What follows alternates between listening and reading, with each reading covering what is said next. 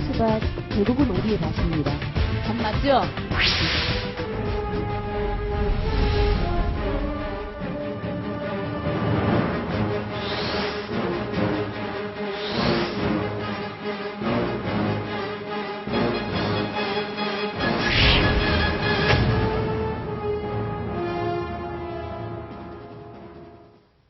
네, 어느 시대에나 우리 곁에는 빛으로 나간 이단이나 사람들을 기망하는 사이비, 그런 집단들이 있었습니다. 그런데 최근에는 이런 집단들의 피해가 더 심각해지고 있다고 합니다. 그래서 오늘은 이런 주제를 잡아봤는데요. 이단과 사이비에 대해서 제대로 알고 대처해야 한국교회가 살 수 있다라는 나름대로의 절박함도 이 안에는 담겨 있습니다. 오늘 나오신 패널 세 분을 여러분께 소개해드리겠습니다. 먼저 이단과 사이비가 활개치는 요즘 과연 우리가 어떻게 대처해야 될지 그 방법에 대해서, 그리고 이단 사이비 개념에 대해서 제대로 짚어주실 분입니다.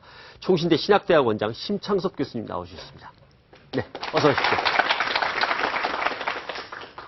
무려 20년간이나 신천지에 몸을 담고 계셨다고 합니다. 핵심 실세 중에 한 분이셨다고도 하는데, 신천지의 이단성을 지금은 폭로하고 희생자들을 구해내는데 온몸을 바치고 계십니다. 전 신천지 교육장이셨던 신현옥 선생님 나오셨습니다. 이단 척결운동의 선봉에 지금 서 계십니다. 최근 파문의 중심인 신천지 이곳의 사람들이 제일 꺼리는 분이라고 하던데, 한국기독교 이단 상담소 소장 진용식 목사님 나오셨습니다. 지금 이단이라는 말을 썼지만 이 이단이라는 표현은 제가 규정한 것도 아니고, 방송국에서 임의로 살펴서 생각한 게 아니고, 이미 많은 교단들이 이단이라고 정의를 내리고 이미 온 교회에게 통지를 한 그런 상태이기 때문에 그냥 이단이라는 단어를 씁니다. 이단이라고 하는 이 신천지 집단이 과연 어느 정도의 피해를 우리에게 미치고 있는지에 대해서 먼저 좀 얘기를 들어봤으면 좋겠는데, 이건 진용식 목사님 먼저 얘기를 해주시죠. 예, 신천지 집단이 그렇게 숫자가 많은 건 아닙니다. 우리가 보통 한 5, 6만 정도 추산하고 있는데요. 그런데 한국교회에 가장 최근 들어서 많이 피해를 끼치고 있는 집단으로 되어 있습니다. 그 이유는 소위 추수꾼이라는 것을 훈련을 시켜서 교회에 은밀히 들여보내가지고 교인들을 빼내는 방법. 그 다음에 두 번째는 거짓말을 모략이라고 해서 거짓말을 해도 괜찮다. 이렇게 해서 신천지에 다니는 사람들이 거짓말을 잘하기 때문에 자기 가족들이 신천지에 빠져도 잘 모릅니다.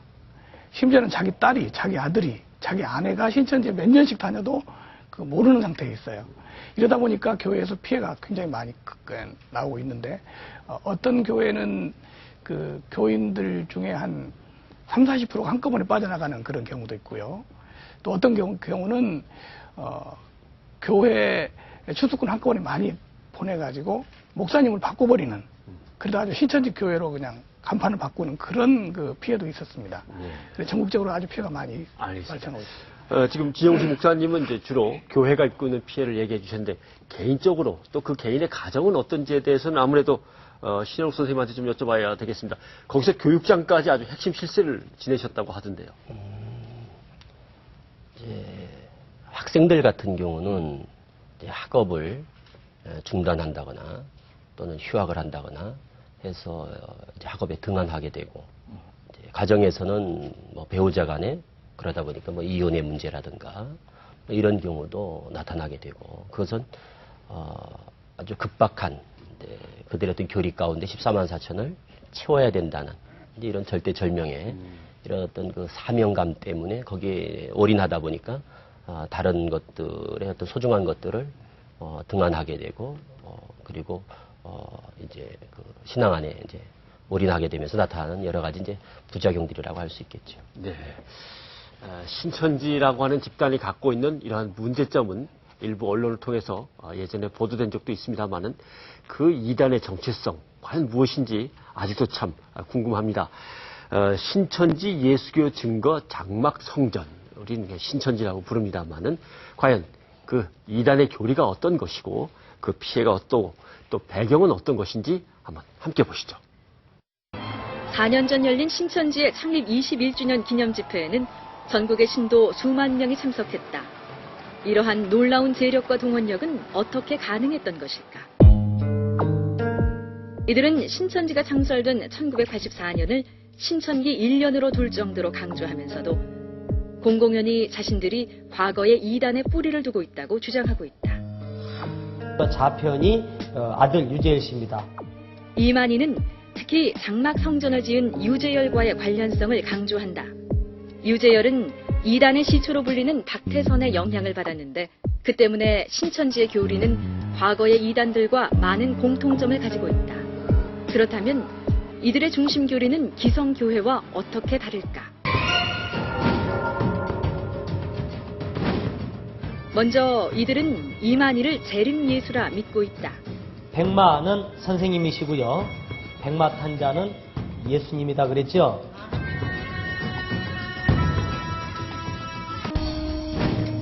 그리고 이들은 자신만의 비유풀이로 성경을 기존 교리와는 다르게 해석하고 있다. 나무를 치더라도 예수님이 나무면 제자들이 가지라고 했고, 또한 상징적인 숫자인 14만 4천 명을 실제 숫자로 오역, 14만 4천 명을 채우면 하나님 나라가 온다는 구원관으로 사람들을 현혹하고 있다.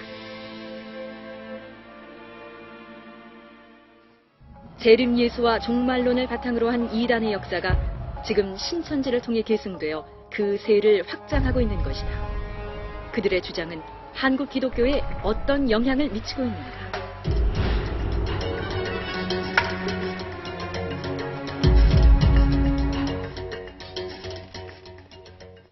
네. 먼저 심창섭 교수님에게 좀 여쭤봐야 될 것 같습니다. 신천지 쪽에서는 나름대로 재림예수라고 주장한 적 없다. 뭐 흔히 자기네들 말로는 선생님이라고 부르기도 하고 총회장이라고 부르기도 하는데 이만희 씨에 대해서 우리가 언제 재림예수라고 주장했냐 그런 주장을 한 적이 없다라고 얘기를 하는데 말이죠. 교수님 보시기에는 이단성이 어떤 건지 좀 정리를 해 주십시오. 저도 그 사람을 만나서 당신이 재림예수냐 물어본 적도 없고 또 이야기 들어본 적도 없어요, 직접적으로. 근데 이제 교리 문제니까 좀 이야기가 길어질 것 같은데, 그분이 지은 그 계시록의 진상이라는 책에 1985년도에 나왔는데, 이런 대목이 있습니다. 마지막 날 구원과 심판, 예언과 증거, 모든 일을 맡아서 수행할 지상의 육체적인 사명자라는 이제 다른 여러 가지 이제 문장도 많이 있지만은, 이런 그 표현들이 있거든요. 이게 보통 정상적인 목사나 교인들이 이 말 했을 경우에 정말 깜짝 놀랄. 왜냐하니까 구원과 심판, 예언과 증거 모든 일을 맡아서 수행할 지상 육체인 사명자.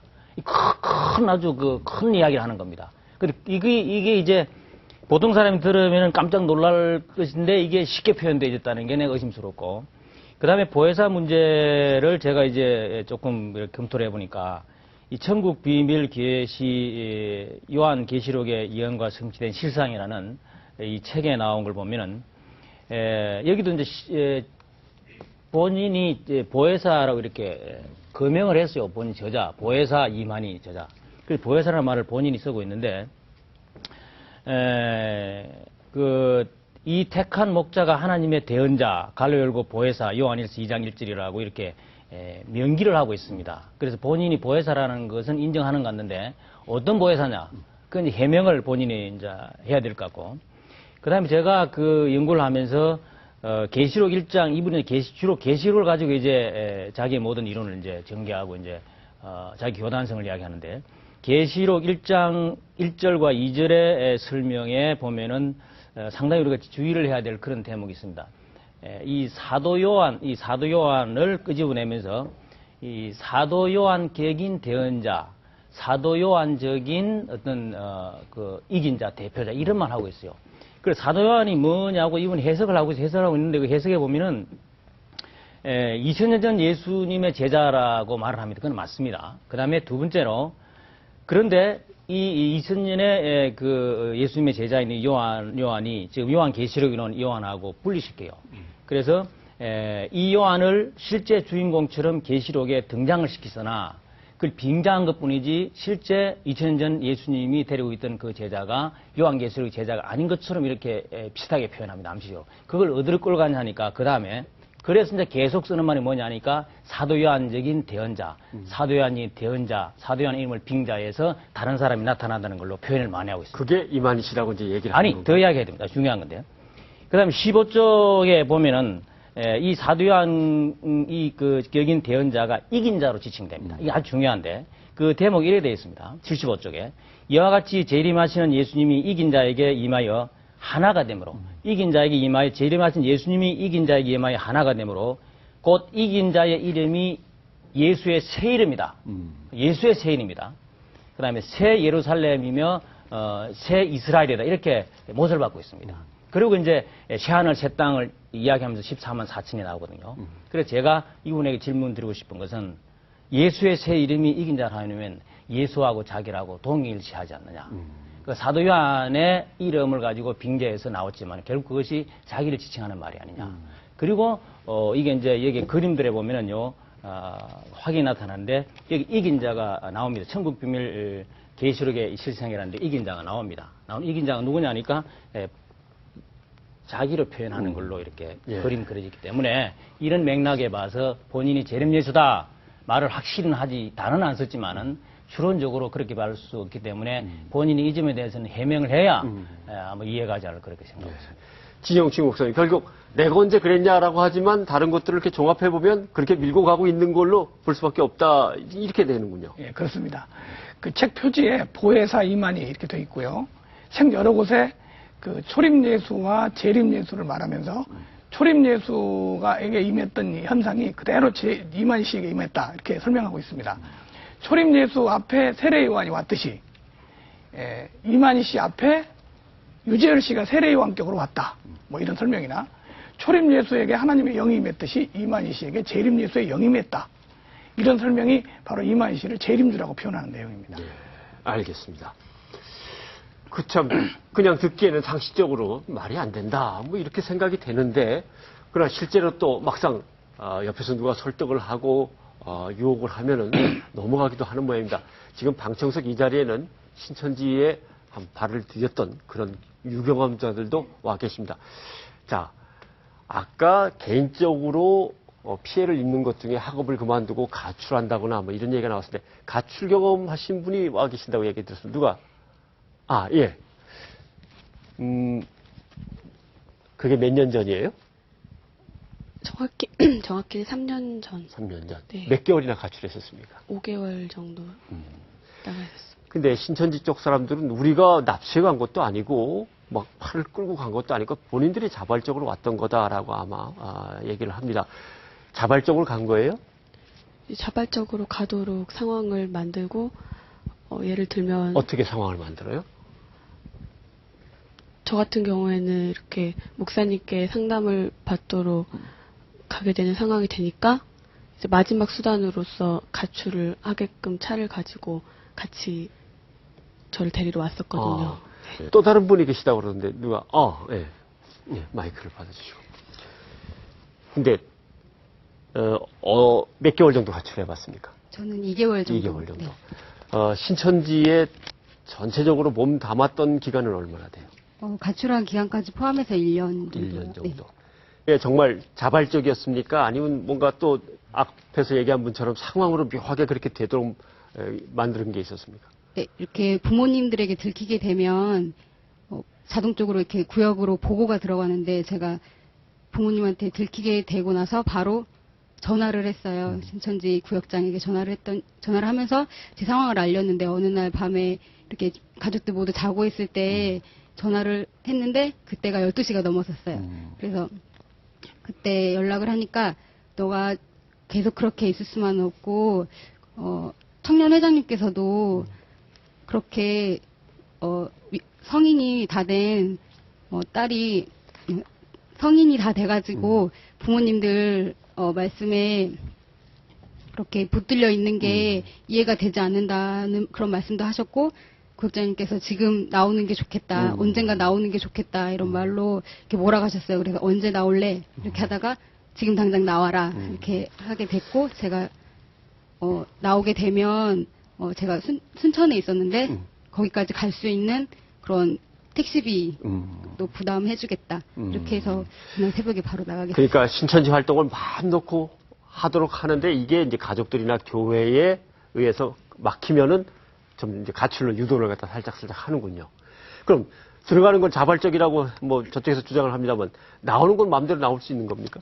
나오는 거예요? 예, 들어갔다가 가출해서 신천지 집단 공동의 장소로 갔다가 집으로 돌아가고 싶을 때 아무나 갈 수 있나요? 그렇게 이제 구역에서 관리를 하게 되기 때문에 네. 그렇게 시험이 들어서 그쪽 교회에서 시험이 들어서 안 나오게 되면 바로 관리가 들어가게 되고 계속 연락을 하게 되고 내 안에 또 이곳만이 내가 구원을 받을 수 있는 곳이라는 그런 마음이 꽉 잡혀 있고 세뇌되어 있기 때문에 나가서도 이렇게 힘들게 될 뿐만 아니라 스스로 이렇게 깨닫고 나오기는 힘든 곳이에요. 네. 지금 생각하면 후회돼요? 당연하죠. 그러면 지금도 가출해 있는 사람도 있을 거예요. 네. 그 사람들에게 한 말씀 하신다면. 그런데 정말 내 인생을 맞바꿀 만한 곳인지 한번 생각을 해봤으면 좋겠고 또 정말 그곳에 정말 나를 위해서 2000년 전에 십자가에 못 박혀 돌아가신 예수님이 있는지 정말 이거를 다시 한번 말씀으로 잘 분별을 해서 꼭 그곳에서 정말 나왔으면 좋겠습니다. 네. 알겠습니다. 진영식 목사님. 상당히 분별력이 있는 청년들인데도 쉽게 빠지는 것은 왜 그럴까요? 빠지는 교리가 있습니다. 미혹하는 방법이 있는데, 맨 처음에는 전혀 신천지인지 또 뭐 교주를 이긴 자라고 하는지 그런 거 말하지 않고 핵심 교리를 딱 감추면서 비유풀이라고 하는 그런 교리를 가르칩니다. 이 비유풀이를 공부를 하면 아주 달콤해서 거기에 쏙 빠져들게 되고 그 다음에 마취가 돼요. 그래서 나중에 그 비유풀이를 완전히 믿고 받아들이게 되면 그 다음에는 어떤 말을 해도 믿게 됩니다. 그래서 이제 결국 신천지가 이 시대의 천국이고 새하늘과 새 땅이고 이만희 씨가 구원자라고 믿게 되면 이제 다른 말을 전혀 듣지 않게 되고 분별력이 없어져 버려요. 그리고 비유풀이라고 하는 것이 성경의 문자 자체를 부인하게 되고 그 사람들이 해석해 주는 대로만 믿게 됩니다. 그래서 이제 빠지게 되는데 한번 빠지면 이 사람들이 분별력이 없어져 버리기 때문에 분별을 스스로 할 수가 없어요. 반드시 상담을 받고 잘못된 걸 공부를 해야 됩니다. 예. 자, 교육장까지 지내셨다는 신 선생님께 좀 여쭤봤으면 좋겠습니다. 만약에 이만희 씨가 거기에서 이제 제일 우두머리라고 뭐 흔히 표현을 할 수밖에 없겠던 수장인데 그분이 만약에 존재가 없어진다면 그 다음에 그 집단은 어떻게 되는 겁니까? 사망이든지 뭐 여러 가지 경우가 있겠죠. 몇 가지로 예상을 해볼 수 있습니다. 다른 곳과 달리 그곳은 육체적으로 죽지 않는 영생교리. 그러니까 우리가 흔히 기독교에서 말하는 죽었다가 죽어도 다시 살아서 부활 후에 있어지는 어떤 영생 이런 문제가 아니라 그냥 생전에 모든 걸 다 이룬다. 이만희 씨 생전에 모든 걸 다 이룬다 하는 이제 이런 교리의 어떤 특성 때문에 이만희 씨가 죽게 되면은 나타나는 그런 발생되는 문제들은 다른 교단과 달리 상당히 크리라 생각을 합니다. 첫째, 그 교리를 수정하면서 그 후계 구도로 잡아가는 이제 그런 경우가 있을 수 있고, 그리고 잔류하겠죠. 그 속에서 그런 무리들이 있을 것이고, 또 하나는 봐라 이제 죽지 않는다고 하더니 죽었다. 그래서 지금도 현재 저희들이 이제 상담을 하고 만나보면은 이만희 씨 죽으면 나오겠다. 이런 사람들도 적지 않게 많습니다. 그래서 그때까지 지켜보겠다. 또 뭐 이혼 문제 가지고 지금 갈등을 겪는 그런 가정에서도 서로 배우자가 그럼 이만희 씨 죽으면 나올 거냐? 뭐 이런 식으로 해서 그럼 그때는 꼭 나간다. 뭐 이렇게 약조를 받고 약속을 하고 이런 경우도 참 많습니다. 그래서 죽게 되면 이탈하는 무리들 이런 경우가 있겠죠. 그래서 거기 남느냐 이탈하느냐 하는 문제인데 이제 더 중요한 것은 이탈하더라도 그들이 정통교회로 돌아오느냐 하는 이런 문제는 또 다른 문제입니다. 그래 쉽지 않다는 거죠. 그래서 일단 이만희 씨의 신변의 변화는 신천지의 어떤 그 붕괴 내지는 큰 어떤 데미지가 크게 미칠 것이다 하는 건 틀림없습니다. 그리고 그 교세가 급격히 감소 내지는 약화되고 더 나가서 이제 많은 사람들이 이탈로 이어질 거라고 예상하고 있습니다. 역사적으로 이단의 그 사람이 종교심이 있기 때문에 그게 이제 자꾸 재생산됩니다. 그래서 이런 이만희 씨 계통도 우리가 이제 계보로 올라가 오면 뭐 김백문 여기까지 쭉 올라가잖아요. 저 원산 뭐 접신파까지 올라가서 이제 박태선을 통해서 이만희가 나오는 볼 수 있는데 신앙이 심어지면 이게 재생산돼요. 그래서 이만희 씨가 혹시 그 유고되더라도 말씀하신 것처럼 세력이 약화될지 모르지만은 또 다른 뿔으로 분명히 재생산되게 되어 있습니다. 근데 재생산되는 그 과정에서 뭐가 주로 이제 이단이 다시 이렇게 일어날 수 있는 그 여력이냐니 제가 볼 때는 재정적인 힘입니다. 돈. 네. 왜냐하니까 이 통일교하고 전도관하고 비교가 되는데 전도관은 지금 거의 이제 소멸해져 갔잖아요. 통일교는 살잖아요. 비즈니스 성공한 겁니다. 그 구라파에 있는 이제 미국에 있는 종교들도 안식교 무슨 몰몬교 그다음에 여호와의 증인 다 그 경제성 때문에 지금 움직이고 있는 겁니다. 그래서 아마 이단들이 이제 가장 관심 두는 게 이제 이 돈 문제입니다. 그래서 내가 볼 때는 이만희 씨도 어떤 재력가나 비즈니스맨이 운영을 잘하면은 유고하더라도 돈의 힘으로서 이단이 굴러가는 거고 그렇지 않으면 아마 내가 볼 때는 힘이 약화되지 않을 그렇게 생각하는 거죠. 근데 그 돈을 마련하는 과정에서 이제 흔히 반사회적인 행동, 그렇죠. 집안 재산을 갖고라든가 어디 뭐 앵벌이 같은 걸 시킨다든가 이제 이런 게 발생하는 모양이군요. 그 신앙이 몰입돼 가지고 돈을 그냥 바쳐도 그게 이제 아까운 줄 모르고 그런 식으로 이제 뭐랄까 세뇌가 된다 할까. 뭐 자발적이지만은 결과적으로는 그렇게 유도할 수밖에 없는. 그래서 기성교회보다 이단에 속해 있는 분들이 훨씬 돈을 많이 바치고 헌신적이고 삶을 그냥 바쳐버리는 그런 것 때문에 막강한 재력을 이제 쉽게 회복할 수 있죠. 우리 정통교회가 헌금하는 그 비율이 이단들이 정통교회보다 4배에서 20배 정도 더 많이 합니다. 작게는 4배, 20배 정도 더 많이 하기 때문에 이단에 빠졌다면 정통교회 다니는 것보다 훨씬 더 헌금 많이 하고 재산을 완전히 헌납하는 그런 경우도 많이 있습니다. 그 밖에 이단이라고 볼 수 있는 근거들은 어떤 게 있겠습니까, 심 교수님? 이단들의 공통점을 내가 지금 한 19가지 적은 다 말할 수 없고, 그 중에서 이제 가장 두드러진 걸 보면은, 우선, 기존 신자들의 구원을 인정하지 않습니다. 그 다음에 또 하나는 교주를 신격화시키고, 그 다음에 주로 이제 말세 그 사상에 좌우되어 있고, 공동 집단을 이루고,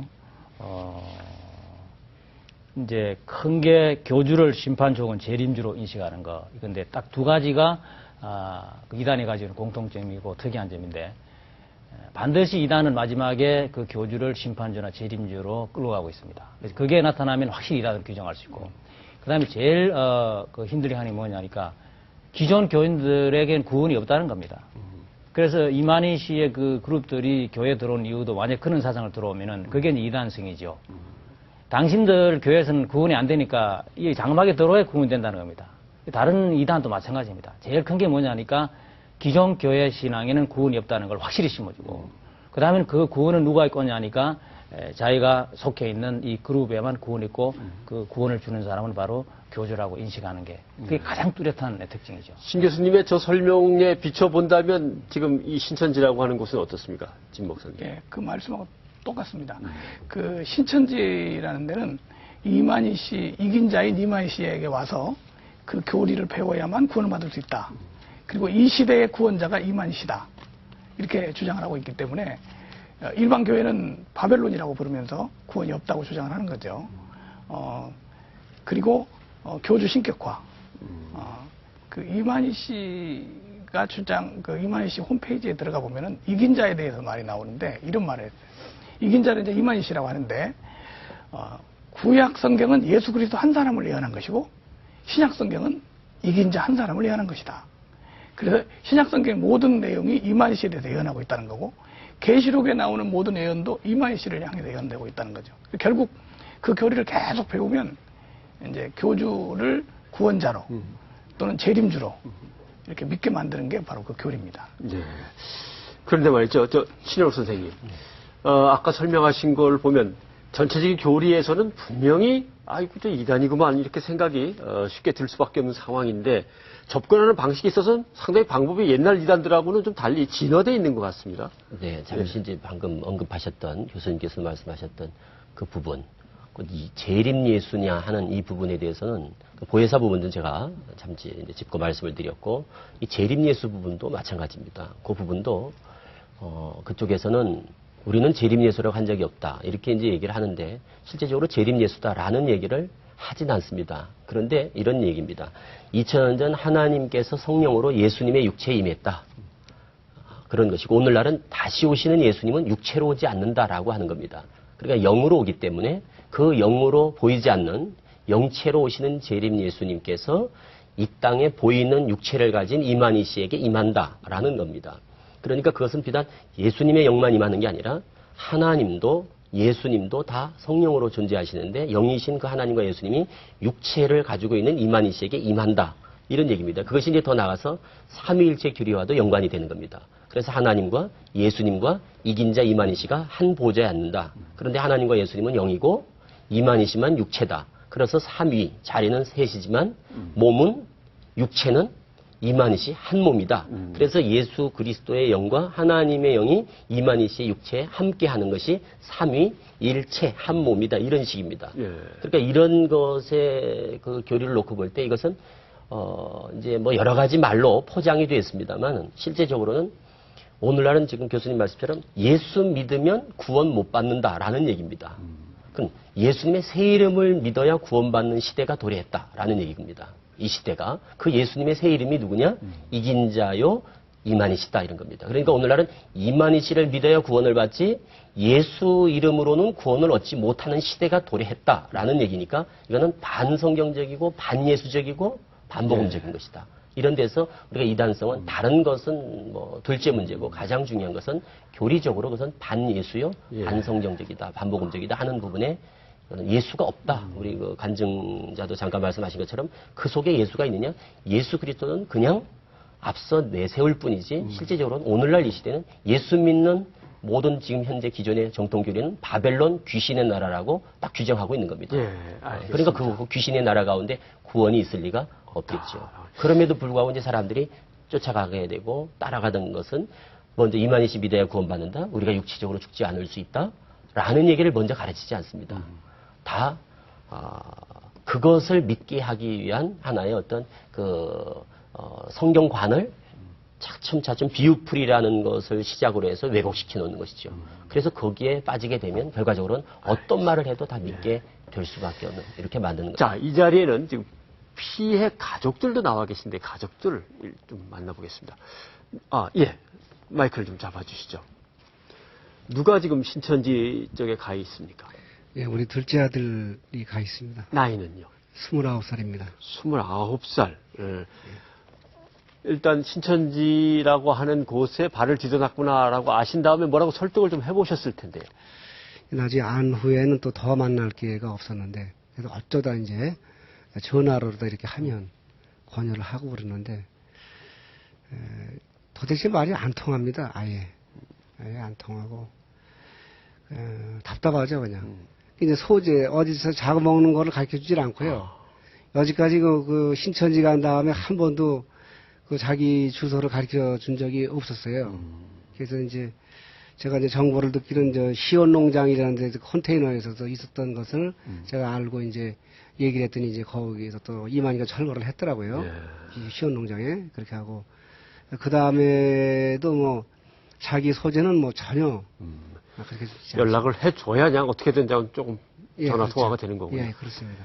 그러면 아버님이나 또는 어머님이나 참 밤잠을 이루시기가 어렵겠습니다. 가족들의 피해는 어느 정도인지 한번 좀 설명을 해줘 보시죠. 가족들 피해는 뭐 말할 수 없고요. 뭐 어쨌든 거기 그냥 그 부모들은 뭐 몰입이 되니까요. 어떤 이제 일도 잡히지도 않고 제가 그 강원도 철원이라는 데가 고향이고 농사를 짓는데 이 안산으로 이사를 와서 그 자식 문제가 너무 귀하니까 와가지고 이제 생활도 상당히 이제 피폐하게 이렇게 되고 정신적으로가 더 심하고 그래서 고통이라는 건 말할 수 없죠. 예. 모르겠습니다. 신천지라고 하는 곳에 몸을 담고 있는 사람들도 아마 이 방송이 관심이 있는 모양입니다. 아마 아드님 보실 수도 있을 것 같아요. 자, 정면을 보시고 아드님한테 직접 한번 좀 돌아오라고 당부를 해 주시죠. 네, 상희가 아버지는 보통 부모들과 같이 똑같이 너를 사랑하고 그동안 네가 너무 통하지 않았기 때문에 아버지 네가 너무 들여지지 않아가지고 화도 내고 참 너무나도 몸부림치고 이랬는데 많이 부딪히기도 하고 이런 과정에서 너도 상처를 받았을 것이고 또 엄마 아버지도 상처를 많이 받았다. 아버지가 생각해 보면은 그 아버지가 다 이렇게 모든 것이 다 부족해서 이런 일이 있는 것으로 아버지는 그렇게 생각을 하고 그러면서도 네가 너무 안 통하고 너무 말이 안 되는 이런 거 집단에 있는 거에 대해서 상당히 이제 괴로움을 그만 쓰겠다. 또 네가 어쨌든 그 몸 건강 좀 관리 잘하고 그러면서도 어쨌든 한 번 정도는 좀 네 생각을 내려놓고 부모님이 왜 이러는지에 대해서 좀 생각을 해봤으면 좋겠다. 네, 알겠습니다. 고맙습니다. 자, 아마 지금까지 얘기를 듣고 화면을 보시면서 아유 저런 데를 왜 이렇게 쉽게 넘어갈까 답답해 하시는 분들 많으실 겁니다. 그렇지만 막상 당하고 보면 쉽지 않은 것 같습니다. 교회들이 전체가 휘청휘청한다는 말씀도 아까 있었는데 뭐 추수꾼 전략이라든가 산 옮기기 전략 뭐 여러 가지 전략들이 있는 것 같습니다. 실제로 신천지라고 하는 곳에서 교육하는 영상을 저희가 어렵게 구입을 했습니다. 한번 최초로 공개되는 것인데 함께 보시죠. 신천지 창립 기념대회 12지파별로 입장하는 신도들. 그런데 신천지 신도들이 들고 있는 피켓에는 놀랍게도 정통교단의 기성교회 이름이 적혀 있었다. 어찌 된 일일까? 강의 하나를 대신 듣고 정리해달라는 것이었습니다. 이번이 그 기회라면서 성경 공부를 시작하자고 했습니다. 신천지의 유혹, 그 시작은 성경 공부 권유였다. 6개월 성경 공부 끝에 이루어진 졸업식. 이들의 표정은 결연하다.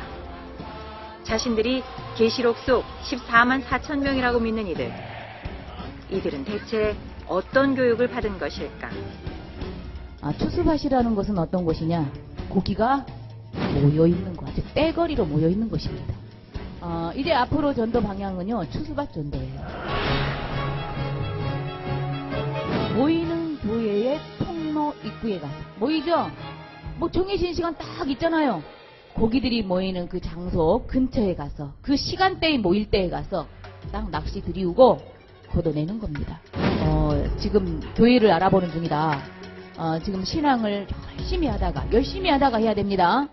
열심히 하다가 뭐하냐? 시험 들어가지고 누구한테? 목자한테.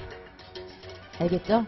목자한테 시험 들어가지고 지금 쉬고 있는데 목사님을 내보낼 때도 또 어떤 성도가 문제를 만들어서 어떻게 해야 돼요? 누구한테 얘기해야 되겠습니까? 장로에게. 장로가 최고의 그 목을 치는 권세가 있지 않습니까? 이해됐죠? 이제 이것이 좀 발전되면 어때요? 이제 70명도, 80명도, 100명도 먹을 수 있습니다. 처음 다가올 땐 깊은 신앙심을 가장하지만 그들의 목적은 교인 빼내기, 그리고 이어지는 기성교회 붕괴다. 즉 이곳은 단순한 신학교의 졸업식이 아니라 기성교회를 무너뜨리는 전투를 앞둔 추수꾼의 파송의 자리인 셈이다. 14만 4천 명을 채워야 종말이 완성된다는 교리에 따라 추수꾼들은 오늘도 결사적인 포섭 활동을 멈추지 않는다. 신천지, 그들을 알아야 하는 이유는 바로 우리의 교회 공동체를 지키기 위해서이기도 하다. 네, 교회가 물반 고기반이고 거기에 이제 추수꾼이 들어간다고 합니다. 그러면 결국 교회의 주도권도 잡고 목사님을 내보내기도 한다니 참 기가 막힌 일인데 저희는 정말 추수꾼으로 활동했던 분도 섭외해서 이 자리에 모셨습니다. 한번 좀 만나봐야겠습니다. 자, 어느 지역에서 활동하셨어요? 저는 대전과 안산 지역에서 했습니다. 대전과 안산 지역에서. 네. 예. 추수꾼이 되려면 교육을 받아야 됩니까? 예, 따로 받아야 됩니다. 어느 정도 교육을 받습니까? 과정은 여러 과정이 있습니다. 여러 과정이 있기 때문에 추수꾼은 따로 예배를 드려주고요. 기성교회에 가는 날은 반드시 교회를 갈 수 있도록 교육을 철저하게 시킵니다. 그러면 기성교회 예배 시간에는 교회 활동을 하도록 하고 이제 네. 별도 시간에 따로 모이라 그래서 이제 교육이 시작된다 이런 말씀이군요. 그러면 뭐 여러 번 활동을 하셨을 텐데 교회 맨 처음에 어떻게 접근하셨는지 한번 그 교회에 어떻게 들어갑니까? 여러 가지 방법이 있습니다. 아까 그 추수꾼 동영상에서 하던 것처럼 그렇게도 하고 지금은 그게 발전이 돼서 더 악랄한 방법으로 하죠. 이제 저 같은 경우에는 소개를 제가 그 신학을 졸업하고 전도사였기 때문에 그 다른 교회의 전도사로 그렇게 파송이 됐었습니다. 그러니까 그 교회 성도들을 거의 뭐 저희 교회를 이렇게 가르칠 수밖에 없게. 근데 처음에는 그 교회에 가서 충성 봉사를 합니다. 목숨을 걸고 그 교회 목사님이 믿어줄 수 있도록 그렇게 교육을 하고 나서 이제 그 교회에서 정말 목사님에 대해서 어떤 불신이 있다거나 아니면 말씀에 대해서 궁금해하다거나 그리고 재정적인 어떤 불만이 있다거나 그러니까 교회에 불만이 있는 사람들인데 말씀에 갈급하고 이런 사람들을 딱 선별을 해서 나와 상관없이 신천지 사람에게 다시 컨택을 해줍니다. 그렇게 하면 저하고는 연결이 안 되겠죠. 그러면 그 사람을 갖다가 신천지 사람이 컨택을 해서 전도를 해가는 방법도 있고요. 그럼 그 교회에서 전도사로는 계속 활약을 하면서 그렇죠. 보내서 딴 사람 연결시키고. 요즘은 심지어는 이제 목사님들까지도 부목사님들까지도 신천지 추수꾼이 들어가는 경우가 많이 있습니다. 그러면 신부는 철저히 위장을 하는 거군요. 그렇죠. 철저히 위장을 해서 그 추수꾼 전도 전략이라는 그 프로그램이 있는데 거기에서 사람을 선정하는 것, 즉 신천지에서 말하는 알곡을 선정하는 방법까지 정확하게 교육을 시킵니다. 제일 잘 넘어오는 사람들, 이런 사람을 골라야 된다라고 이제 교육을 받으신 것 같은데 어떤 사람들입니까? 일단은 이제 목사님 말씀에 그러니까 성경적으로 해결이 안 되는 부분, 그리고 이제 좀 부정적인 부분 목사님에 대해서, 그리고 이제 성도들 간에 위화감이 그러니까 있는 사람들, 근데 또 말이 없고 착한 사람들. 이런 정도로 많이 분류를 합니다. 뭔가 갈급함은 있는데 목사님 말씀이 뭔가 이게 좀 충분하지 않다 이런 사람들도 오히려 잘 넘어오는 거군요. 그리고 아무 곳에나 가서 말씀을 많이 그러니까 기도는 잘 가고 여기저기 찾아다니는 사람들이 대상이 주로 되죠. 어느 목사님 말씀이 좋대더라 저쪽 뭐 가면은 좋은 말씀 해주신다더라 하면 또 쫓아가는 사람들도 쉽게 넘어가고. 그렇죠. 그럼 저쪽에서 산옮기기 전략이라는 건 어떻게 되는 겁니까? 산옮기기 전략이라는 것은 그 교회의 중추적인 역할을 하는 사람, 즉 장로님이나 안수 집사님이나 이런 분들을 일단은 컨택을 해서 그 목사님에 대해서 계속 그 불만을 한꺼번에 얘기하는 게 아니고 그 스펀지가 물을 빨아들이듯이 서서히 목사님들이 목사님들에 대해서 장로님이나 안수 집사님들, 즉 교회의 중추적인 역할을 하는 분들, 재정 집사님들이라든지 이런 분들을 포섭을 해서 그 집사님들이나 장로님들로 인해서 목사님을 쫓아내게 합니다. 목사님을 일명이 보통 정통 교단의 목사님들을 개로 사칭을 하면서 개는 몰아내야 되겠죠 하고 그 교육시키는 내용이 똑같습니다. 그렇게 해서 목사님을 일단 교회에서 퇴출을 시키고 나서 신천지 교회 목사로 신천지는 목사라는 게 없는데 강사급으로 데려오는 거죠. 그러면 그 교회 자체가 모든 신천지 교리로 우리 들기 때문에 신천지화가 돼버리는 거죠. 그리고 이 자리에는 추수꾼을 교육하시다고 오신 분도 계시다고 그랬는데 누가 개개인별로 알곡이라고 선정한 사람들을 A급, B급, C급 그렇게 등급을 매기고 A급에 선정되는 사람은 우선적으로 집중적으로 관리를 해서 이번 주에 나갔을 때는 약간의 친교 단계까지 좀 해봐라. 그 다음 주에 갈 때에는 따로 개인적으로 주중에 한번 만나봐라.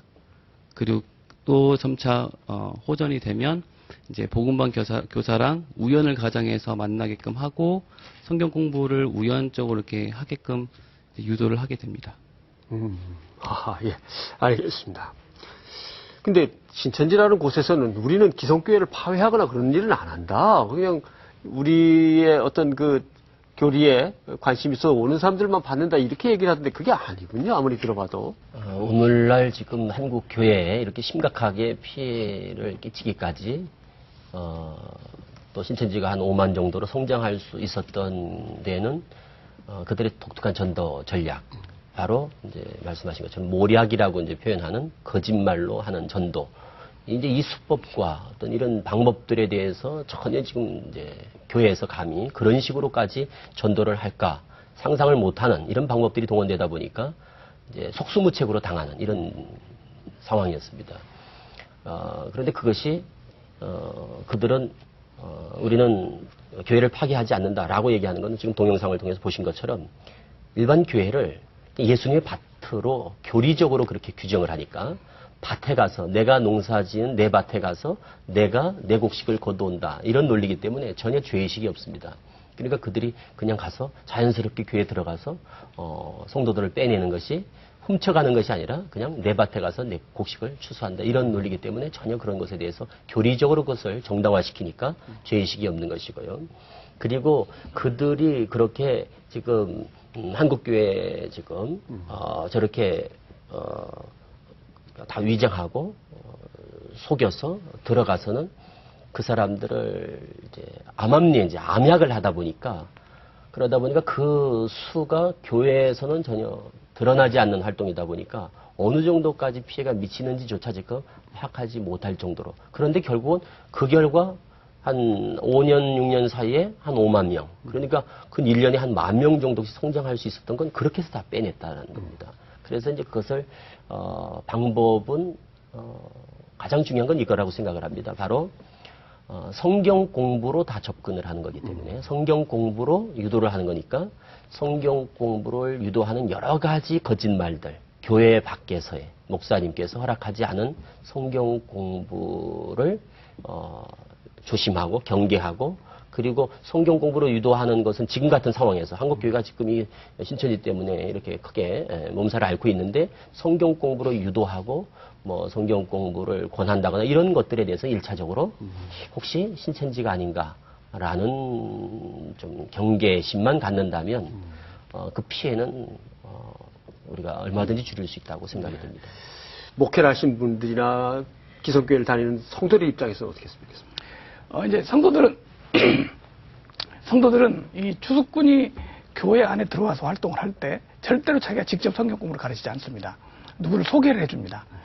아주 기가 막히게 성경을 잘 가르치는 선교사님, 또 무슨 뭐 어디 교회 전도사님 이렇게 소개를 해줄 때 이 교회 밖에서 공부를 할 수 있도록 또는 자기 집에 찾아와도 공부를 하게끔 이렇게 유도하는 이런 경우가 있으면 틀림없이 추수꾼입니다.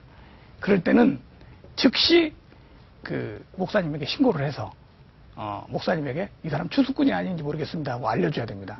이거를 추수꾼 신고라고 하는데 우리 성도들이 추수꾼 신고만 잘하면 추수꾼들이 활동을 아마 못하게 될 겁니다. 예. 신 교수님.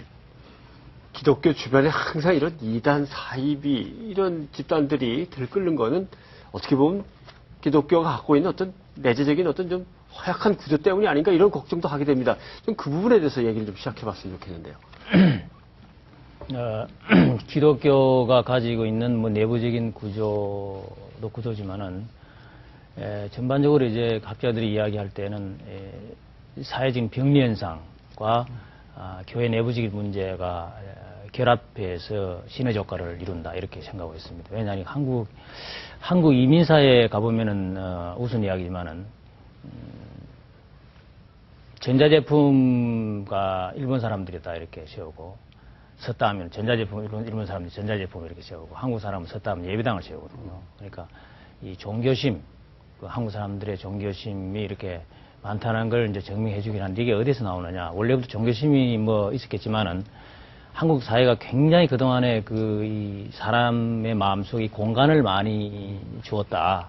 뭐 학벌, 차별, 뭐 그다음에 빈부격차, 소외된 사람들, 가정 문제, 굉장히 그 불건전한 사회 송두리 속에서 이 의지할 것을 필요로 하는 것을 사람 마음속에 굉장히 많이 이렇게 확대시켜 준 것이 한국 사회 현상이다. 그러니까 이런 게 이제 이단들한테 이제 접목되어지면 바로 이제 빨려 들어가죠. 거기다가 이제 교회는 이제 내부적으로 이제 사실 그 사회 병리 현상과 비슷하게 뭐 신학생 많이 배출되죠. 신학교 뭐 이렇게 목사들 많이 배출되죠. 질적으로 조화되죠. 이런 게 통제가 안 되는 이런 가운데서 어디서 언제 이단이 교주 같은 사람이 나올지 모르는 이런 이제 환경이 조성되어 있습니다. 그래서 이거는 뭐 전체적으로 교단적으로 여기에 대한 대처 방안을 세워 해결될 문제지 단순히 이야기할 문제가 아니에요. 굉장히 한국은 이단이 나올 수 있는 그런 터밭이 잘 형성되어 있는 교회와 사회입니다. 예. 앞으로도 계속 나올 겁니다. 아까 이단이란 이런 것들이 이단이다 이렇게 몇 가지 좀 정리를 해주셨는데 그래서 한국교회가 좀 이런 것들을 지켜줬으면 좋겠다 좀 이렇게 정리를 갖다가 하나씩 하고 해주신다고. 목사님들이 지금 이제 말씀을 좀 있겠는데 목사님들이 그 이만희 씨나 이런 다른 교단들이 있으면 주로 요한 계시록 가지고 문제를 삼거 대부분 이단은 요한 계시록입니다.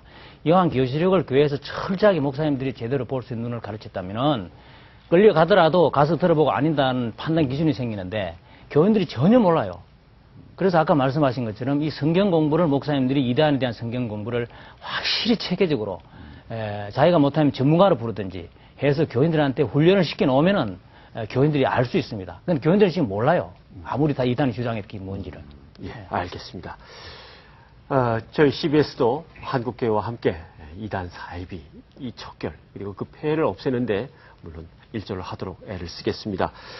지금 한지총회 엄신영 대표회장께서 이 문제와 관련해서 저에게 특별히 당부의 메시지를 보내셨습니다. 함께 보시죠. 이단의 세력들이 여기저기에서 한국 교계를 위협하고 순진한 성도들을 현혹하고 있습니다. 우리 한기총에서는 CBS와 더불어서 이단의 세력에서 우리 한국 교인들을 보호할 것입니다. 이를 위해서 이제는 1200만 성도들 또 10만의 교육자들 지역의 모든 연합체와 더불어서 심차게 금년에 역사에 나갈 것입니다. 네, 심창석 교수님. 예전에 메카시 선풍이라는 거 기억하실 겁니다. 안 되면 다 공산주의로 몰고 가던 시절이 있었는데 그렇다고 해서 또 교회 내에서 뭔가 조금 서로 의견이 안 맞으면 이단이야 뭐야 이렇게 할 수는 없는 거거든요. 건전한 비판도 있을 것이고 기독교가 잘못하고 있다는 어떤 약간의 엔티 기독교라고 할까요? 이런 움직임도 있을 것이고 진짜 이단 사이비도 있을 것이고 뭔가 좀 구분을 해야 되지 않을까 싶은데 말이죠. 교회가 비판을 받을 수 있는 여지는 역사적으로 항상 있죠. 그래서 비판을 받는데 그 비판도 이제 도덕적인 이런 그 비판은 우리가 수용되지만은 정통 교회에서 이제 주장하고 있는 바른 성경을 이해하는 이 교리적인 면을 비판할 경우는 교회에서는 그것은 바로 고쳐야 된다고 생각합니다. 그리고 이단들의 문제는 이런 생활의 문제도 있지만은 주로 이제 교리적인 문제를 가지고 정통 기독교의 뿌리를 흔드는 그런 주장하고 있기 때문에 그 비판에 대해서는 강하게 대처해야 되고 그 외에 이제 교회를 건강하게 하기 위해서 어떤 단체에서 교회에 대해서 비판하는 것은 교회가 자성하는 마음으로 받아들이고 스스로 이렇게 깨닫는 그게 바로 이단을 어떤 면에서 물리치는 또한 방도가 되지 않는가 그렇게 생각할 수 있습니다. 지용수 목사님, 지금까지 신천지라는 곳에 발을 디뎌놨는데 다시 회심시킨 사람이 얼마나 되십니까? 저희 상담소를 통해서 신천지 이제 전체적으로 많지만 신천지 단체에서는 거의 한 300여 명 정도 돌아온. 전체적으로 따진다면 얼마나 되십니까? 한 1000명 정도. 심각한 상황이군요. 여러 이단들이 다 있습니다. 빠졌다는 사람이 아니고 빠졌는데 건져낸 사람이 지금 1000명 정도 된다는 말씀이군요. 회심하실 때는 어떻게 설득을 하십니까? 이제 그 이단에서 돌아오는 게 그냥 이렇게 쉽게 돌아오는 게 아니고 한 3일 정도에서 5일까지 한 40강의 정도 성경 공부를 합니다. 거기서 배웠던 내용을 하나하나 다시 공부를 다시 해서 내가 속았구나라고 스스로 깨달아지면 이제 돌아오게 되는 거죠. 그래서 이제 이단에 들어갈 때도 성경 공부에서 들어갔고 또 우리가 다시 돌아오게 하는 것도 성경 공부를 통해서 돌아오게 하는 겁니다. 그래서 한 3일 정도 공부를 하면 처음에는 아주 그냥 반발하고 따지고 이렇게 하다가 한 이틀째 되면 이제 좀 이렇게 풀이 죽고 한 3일째 되면 이제 눈물 흘리면서 속았다고 돌아오는 경우가 대부분입니다. 예. 아까 한 5만 명 정도 아직도 있다고 하고 목표가 14만 4천 명이라고 얘기를 들었습니다. 그러면 계속 활동을 한다는 얘기고 어쩌면 지금 이 방송을 관심을 갖고 지켜볼 수도 있는데 자 그분들께 이런 당부를 마지막으로 한다면 어떻게 말씀하시겠습니까? 네.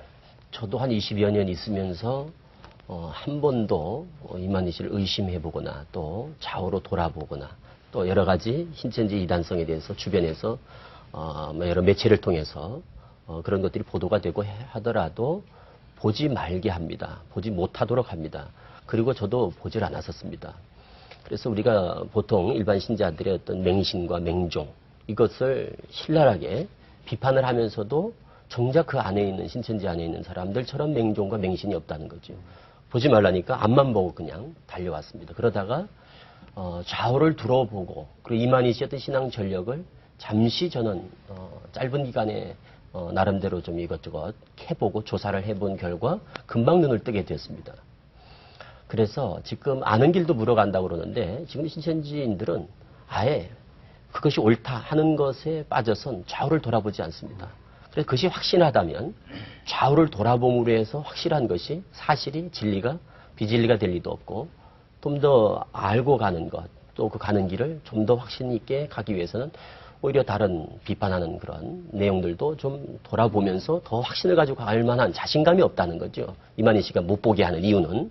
그래서 성도들이 조금 더 좀 두드리는 마음으로 그리고 확인하는 마음으로 좌우를 한 번만 돌아본다면 신천지의 이단성과 그리고 성경적으로 이것이 크게 빗나갔다는 것을 아는 것은 어렵지 않으리라고 생각을 합니다. 알겠습니다. 그 통계적으로 제가 아는 지식으로는 한국의 그 기독교 종파가 한 200개, 이단도 거의 한 200개 됩니다. 그러니까 거의 막먹는 숫자인데 뭐 비공식 이단성 있는 거 다 합쳐서 그렇죠. 그래서 목사님들이 이런 사실을 좀 깨닫고 상당히 심각하다. 이만희 씨 이분 이제 문제뿐만 아니고 이단성이 있다면은 다른 것도 굉장히 심각하기 때문에 무방비 상태로 둘 것이 아니고 정말 교인들을 성경을 바르게 가르치고 바르게 살도록 해서 목사님들이 좀 신경을 많이 써서 건강한 이 교인들의 구원을 좀 가르치고 단속을 해야 된다. 목사들의 책임이기 때문에 그래서 목사님들이 심각성을 좀 깨달으면 좋겠다. 그래서 제가 마지막으로 부탁드립니다. 예, 오늘 이렇게 생생한 조언을 해주시긴 세 분 패널 고맙습니다. 자, 오늘 이야기를 쭉 함께 나누다 보니까 이단 문제 정말 심각하고 한편으로는 엄청 두렵습니다. 그러나 오늘 크리스찬 큐 여러분들에게 이런 질문을 드리고 싶습니다. 이단이 두렵긴 두려운데 그러면 반대로 이단이 정말 두려워하는 것은 무엇일까? 한번 생각을 해보시죠. 그리고 그것은 밖에서 누가 주는 것일까? 아니면 이미 우리 안에 있어서 우리가 찾아내야 되는 것일까? 이것도 함께 생각을 해봤으면 좋겠습니다. 자, 크리스찬 큐 다음 주 시간에도 더 도전적인 우리의 올바른 신앙생활을 위한 도전적인 질문을 가지고 여러분들을 찾아뵙겠습니다. 여러분 고맙습니다.